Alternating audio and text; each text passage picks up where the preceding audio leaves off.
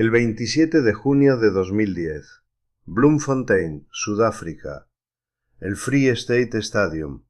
Inglaterra contra Alemania en los octavos de final del Mundial. Un partido que el fútbol inglés llevaba esperando desde hacía años. Una revancha histórica. Una oportunidad de borrar viejos fantasmas. Alemania ganaba 2-1. El partido se escapaba. Y entonces, en el minuto 38, Frank Lampard recibió el balón en el borde del área, se acomodó y disparó. El balón golpeó el larguero, botó claramente detrás de la línea de gol y volvió al campo. 2-2. O eso era lo que debería haber marcado el electrónico. Pero el árbitro uruguayo, Jorge Larrionda, no lo vio. El juez de línea no lo vio. Y el gol no subió al marcador. En ese momento, en ese segundo exacto en que el árbitro señaló el centro del campo sin conceder el gol, algo se rompió. No solo en ese partido, no solo en ese mundial. Algo se rompió en el fútbol entero, y lo que salió de esa rotura cambió este deporte para siempre.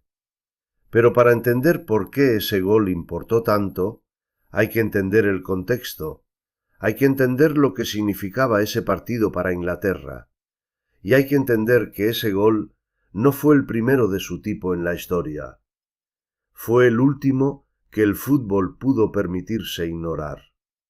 Inglaterra y Alemania, una rivalidad que en el fútbol tiene un peso que va mucho más allá del deporte.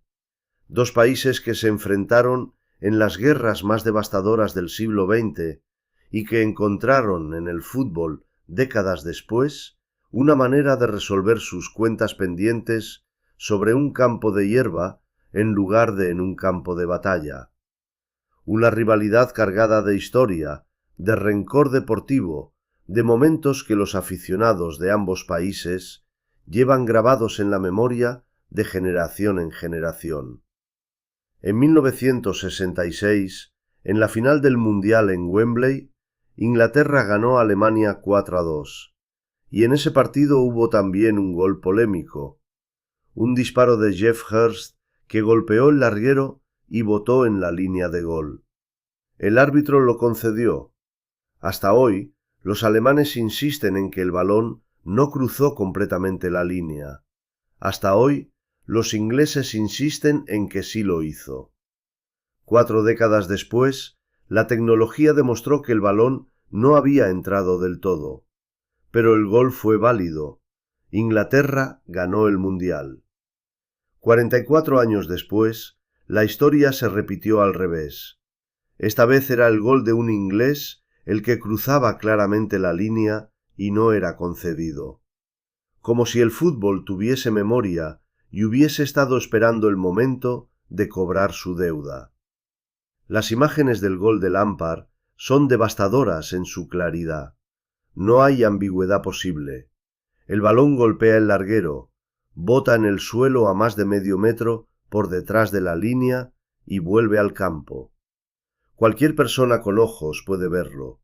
Cualquier cámara lo capta sin ninguna duda. El balón entró.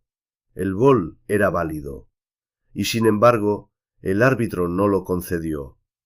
Los jugadores ingleses rodearon al árbitro. Lampard señalaba la portería con la desesperación de quien sabe que tiene razón, pero no puede demostrarlo en ese momento, porque en el fútbol de 2010 no había tecnología que pudiese decirle al árbitro lo que todos los que estaban viendo el partido por televisión ya sabían. La imagen llegó a los estadios del mundo en los marcadores electrónicos. Los propios aficionados alemanes vieron la repetición y supieron que el gol era válido. Pero el árbitro no tenía acceso a esa repetición, y su decisión era inapelable. Alemania siguió ganando. 4-1 fue el resultado final. Inglaterra eliminada.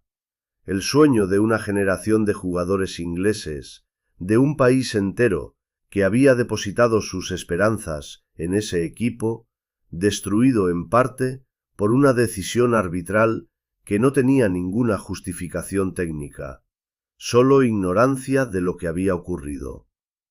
La reacción del mundo del fútbol fue inmediata y unánime, algo que no ocurre casi nunca, porque el fútbol es un deporte de opiniones divididas y de debates interminables. Pero esta vez todo el mundo estaba de acuerdo. Esto no podía volver a ocurrir. El fútbol no podía seguir dependiendo de los ojos de un árbitro en una era en que las cámaras de alta definición podían decirle la verdad en fracción de segundo. La FIFA, que durante años había resistido la introducción de la tecnología en el fútbol, con argumentos que cada vez resultaban más difíciles de sostener, se encontró ante una presión que ya no podía ignorar. Sepp Blatter, entonces presidente de la FIFA, había dicho en múltiples ocasiones que la tecnología no tenía lugar en el fútbol, que los errores arbitrales eran por del gol, que la infección humana era que podútbol humano, pero volados con fue demasiado claro, demasiado injusto, demasiado vipso. No es un gol dudoso que podido impertarse o for podalles, o fera con podor. 2 años después del Mundial de Sudáfrica, en 2012, la FIFA aprobó el uso de la tecnología de línea de gol en competiciones oficiales. La misma tecnología que hoy vemos en cada partido de la Premier League, de la Champions League, de los mundiales. Esa línea luminosa que aparece en la pantalla del árbitro cuando el balón cruza la portería. Esa certeza absoluta que hoy damos por sentada como si siempre hubiera existido. No siempre existió. Llegó gracias al gol de Lampard, o más exactamente, gracias al gol de Lampard que no fue concedido. El error más flagrante en la historia reciente de los arbitrajes terminó siendo el motor del cambio más importante en la historia del arbitraje moderno. Hay una ironía brutal en eso. Frank Lampard marcó 211 goles en su carrera, goles que cambiaron partidos, que ganaron títulos, que hicieron historia en el Chelsea y en la selección inglesa. Pero el gol que más cambió el fútbol fue el único que nunca le dieron. El gol que no existió en el marcador, pero que existió en la realidad y que el mundo entero vio, y que el árbitro no vio, y que terminó siendo el argumento definitivo para convencer a quienes no querían convencerse de que el fútbol necesitaba ayuda tecnológica. Jorge Larrionda, el árbitro uruguayo que no concedió el gol, se retiró del arbitraje años después. En entrevistas posteriores, reconoció que no había visto el balón cruzar la línea. No hubo mala fe, no hubo corrupción. Hubo simplemente los límites naturales de la percepción humana ante una acción que ocurrió en una fracción de segundo a varios metros de distancia. Era un buen árbitro que no pudo ver lo que sus ojos no podían captar desde donde estaba. Y ahí está precisamente el argumento más poderoso para la tecnología. No se trata de desconfiar de los árbitros.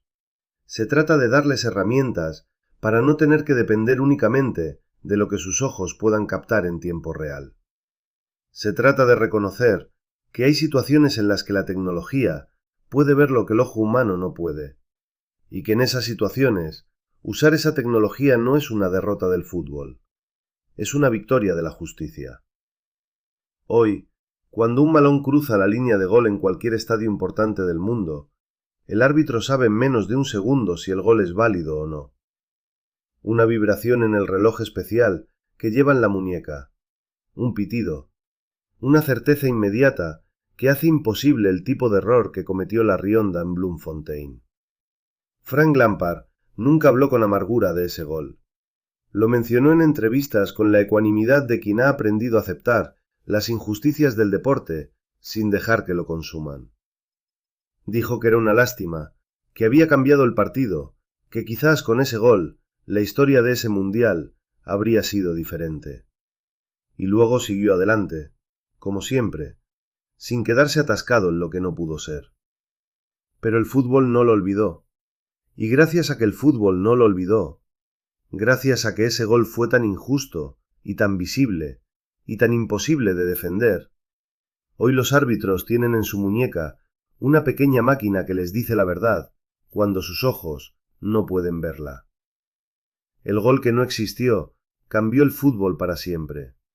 Y eso, curiosamente, es más de lo que consiguen la mayoría de los goles que sí existen.